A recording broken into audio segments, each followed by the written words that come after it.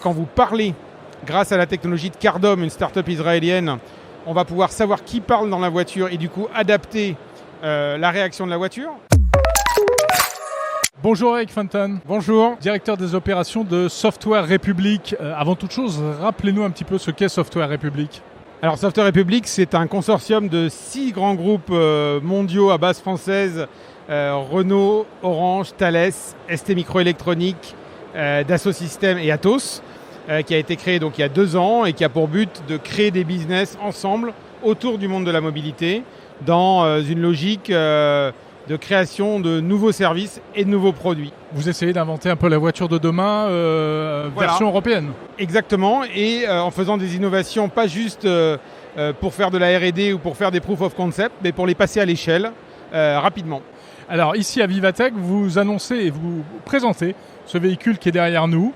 Magnifique voiture qu'on ne verra jamais dans le commerce malheureusement, bien entendu. On en verra des morceaux. On en verra des morceaux. Voilà, c'est un concept car qui concentre, c'est un concentré de technologie. Qu'est-ce qu'on trouve à l'intérieur de ce véhicule ?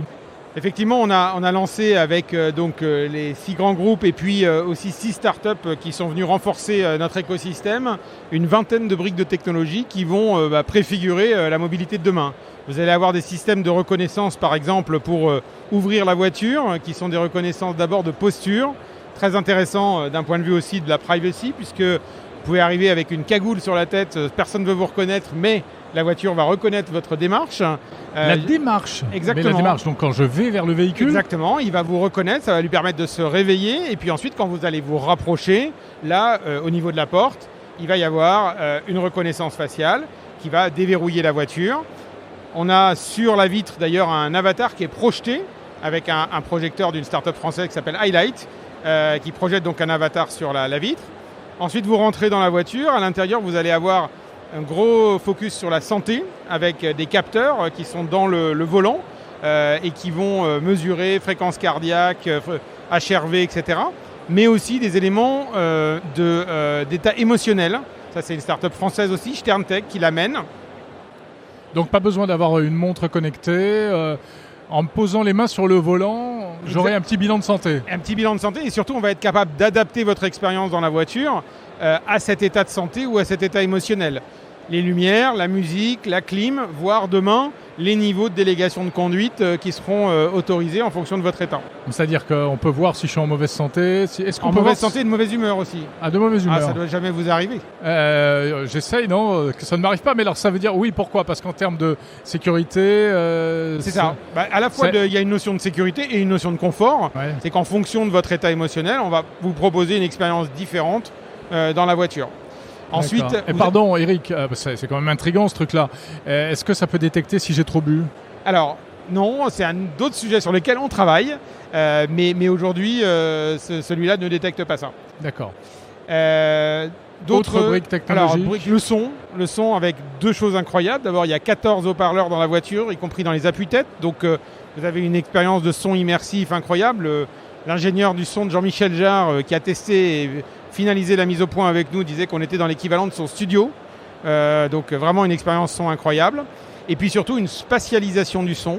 C'est-à-dire qu'en fait, d'une part, quand vous parlez, grâce à la technologie de Cardom, une start-up israélienne, on va pouvoir savoir qui parle dans la voiture et du coup adapter la réaction de la voiture. Un exemple, vous dites « ouvre la fenêtre », vous êtes passager, eh bien c'est la fenêtre passager qui va s'ouvrir parce qu'il va avoir reconnu que vous êtes au niveau du passager. Et si je veux que ce soit la fenêtre arrière qui s'ouvre ? Là vous dites « ouvre la fenêtre arrière ». Et puis dans l'autre sens, quand il y a des messages, on va pouvoir les localiser pour qu'il n'y ait qu'un des occupants qui l'entende. D'accord, ah oui, avec du son directionnel. À travers les appuis-têtes. Voilà, ce qui permet d'écouter à la fois la radio et un guidage GPS par exemple. Par exemple, ou une alerte sonore, puisque le 3e angle qu'on développe beaucoup, c'est ce qu'on appelle le V2X, donc la relation entre le véhicule et tout ce qui se retrouve dans l'infrastructure du déplacement, donc les piétons, les vélos, les autres véhicules, les feux rouges, etc. Ça, c'est un nouveau écosystème qui est en train d'émerger, avec énormément d'applications en matière de sécurité routière. Ici, on en montre 3. On vous alerte quand vous passez dans des zones qui sont très accidentogènes. Donc on vous dit attention, c'est une zone dangereuse. Vous allez avoir une alerte aussi s'il y a une ambulance qui arrive ou un véhicule de secours qui arrive derrière vous pour vous dire garez-vous. Et puis le troisième use case qu'on a, c'est un vélo qui arrive dans un angle mort et on va vous prévenir qu'il arrive avant que vous le voyez. Voilà. Donc, très utile certainement dans beaucoup de villes. Exactement. Donc ça, c'est vraiment l'idée d'un véhicule qui est très connecté à l'infrastructure avec des plateformes. Donc ça, c'est des logiques de plateformes d'écosystème qui, entre autres, sont développées par Orange. D'accord. Si on rentre un peu plus dans la technique, tout ça, ça fonctionne comment ? Il y a un système d'exploitation qui gère l'ensemble de ces technos et ensuite ça vient comme des apps dans un smartphone ? Alors, c'est exactement cette logique-là qu'on va appliquer dans le cadre quand on va déployer ces solutions-là dans la voiture. Là, on est dans un concept car. Ouais, donc c'est pas comme ça pour l'instant. Dans le capot, il y a 8 PC qui tournent et qui se parlent. Oui. Mais ça, c'est la joie des concept cars. Par contre, vous avez tout à fait raison. Quand on va déployer ça dans la vraie voiture, et c'est ce qu'on va faire à l'horizon 2027-28, c'est des technologies qui viendront comme des apps se plugger sur, vous savez, ces nouvelles architectures électroniques centralisées qu'on appelle SDV, Software Defined Vehicle, pour lesquelles Renault a par exemple passé des accords avec Google, Qualcomm, plus récemment Valeo. Ça, c'est un peu la colonne vertébrale sur laquelle on va venir se plugger avec des équivalents d'apps, qui sont des apps sécuritaires, donc des choses assez robustes, mais en tout cas des nouveaux services qu'on viendra plugger sur l'architecture ouverte. Tout se passe en local ou il y a une partie qui est déportée dans le cloud ? Alors, il y a une partie qui est déportée dans le cloud pour toute une série de services. On a même ici dans cette voiture une connexion satellitaire qui permet, dans des zones blanches, de permettre de prévenir les secours si vous avez un malaise ou un accident, ce qui est aussi très utile, et d'ailleurs de transmettre les données de santé aux secours avant qu'ils arrivent. Et puis c'est transmis dans le cloud aussi pour une des grosses innovations et des premières mondiales qu'on présente aujourd'hui, c'est le jumeau numérique de la voiture connecté. Donc ça c'est avec Dassault Systèmes qui est le champion mondial des jumeaux numériques. Et en fait, ce qui change par rapport à d'habitude, c'est qu'on a un jumeau numérique complet qui existe là derrière sur les écrans et que ce jumeau numérique est connecté. C'est-à-dire que vous allez pouvoir, par exemple, appuyer sur le bouton d'ouverture de porte dans le jumeau numérique et la porte va s'ouvrir. Et donc, cette connexion-là, elle accélère considérablement les cycles de développement et elle rend beaucoup plus fluide des développements de services par rapport à des développements d'objets. D'accord. Tout à l'heure, je me baladais sur votre stand. Là, j'ai croisé Luc Julia. Voilà, Luc Julia qui est...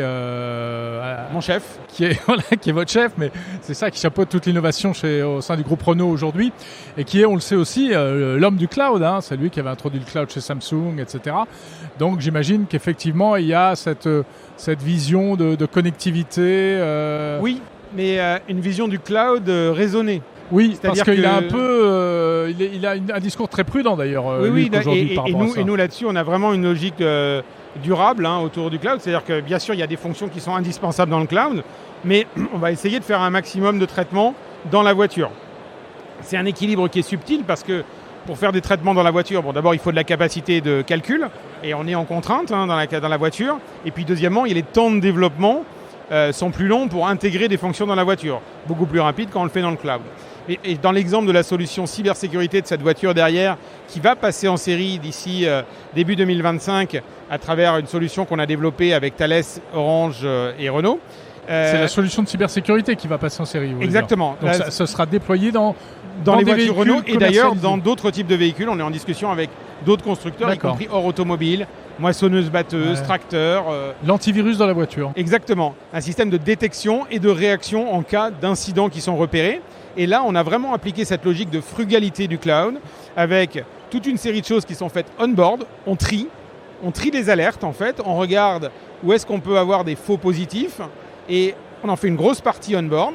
Puis ensuite, ce qu'on a extrait, je dirais la matière essentielle, là on l'amène off-board et là on la traite off-board. Et toutes les technos dont on parlait, ça pourrait arriver quand concrètement dans les véhicules de monsieur et madame tout le monde ? Alors, il y a, je dirais, 3 catégories. Il y a des technos qui arrivent demain matin. Là, on annonce en première aujourd'hui que la techno de Vehicle to Grid, donc c'est cette techno qui permet à la voiture non seulement de se recharger dans la borne, mais aussi de se décharger à des moments où le réseau en a besoin.